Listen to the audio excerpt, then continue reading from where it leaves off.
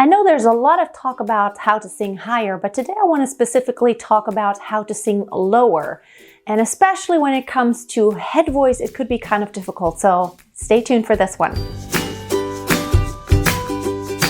Especially when you want to sing classically, singing really low in your head voice can get tough. Of course, there's a natural transition in the human voice to where, when you want to sing low and have, or speak low as a matter of fact, and have any substantial power in the voice, it is of course easier to use chest register just because of the fact that that puts the vocal cords at the more thickened and shortened state, and it is a lot easier to actually create lower frequencies. However, when you sing classical music as a soprano or countertenor, you sometimes actually want to take your head voice lower so that you still have that very bright ring in the voice without really getting into this heavy chest kind of sound. So let's transition from the top to the bottom here.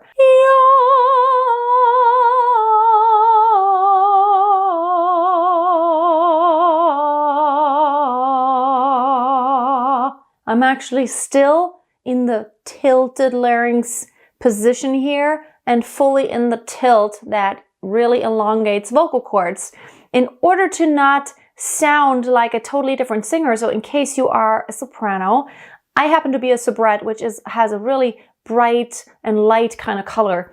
You don't want to darken artificially, and that's the most important principle here. You don't want to go, yeah, nice and bright, yeah.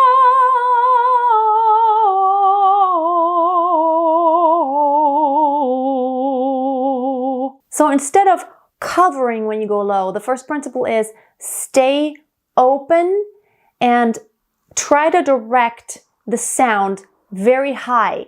You want to uncover, not cover. No, don't pull your lips over your teeth.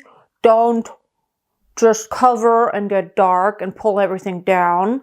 On the contrary, you want to counteract the fact that you actually here need tons of space in order to keep it tilted, and the larynx really has to work hard to keep it there. So while staying tilted, think of brightening the tone. Yeah.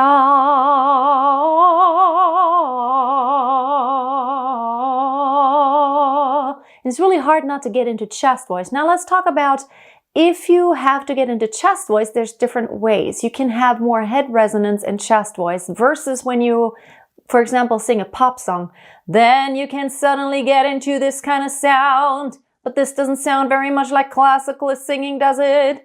But this sounds a lot more. I'm opening my throat so much more. Tons of space in the pharyngeal area back here. And also my larynx is really making that space. I'm not pushing it down. I'm just really giving it more space to gently open up this entire area to give it more bright resonance. So, yeah, and I could go lower and connect to my higher head voice and go down to chest voice. And I don't want to darken when I do get into chest voice, because then you will have that seamless transition and still have that projection that you need in order to sing classically without any amplification. The number one thing is we need the bright resonance, because if you have any instruments or even an orchestra playing with you, and most of the time you will be unamplified singing classical music, you still want to have the very bright frequencies as overtones so that you can carry above all the instruments and the orchestra, whatever might be playing along.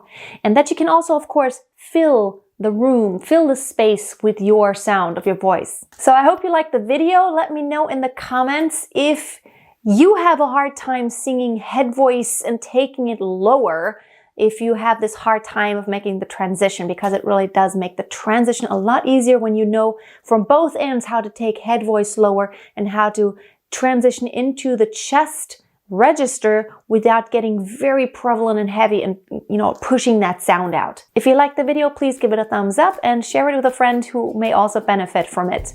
Thank you so much for watching. I hope you have a wonderful week. Subscribe to this channel if you have not already. I'll see you next week.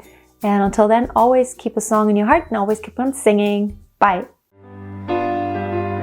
Makes me feel sad for the rest.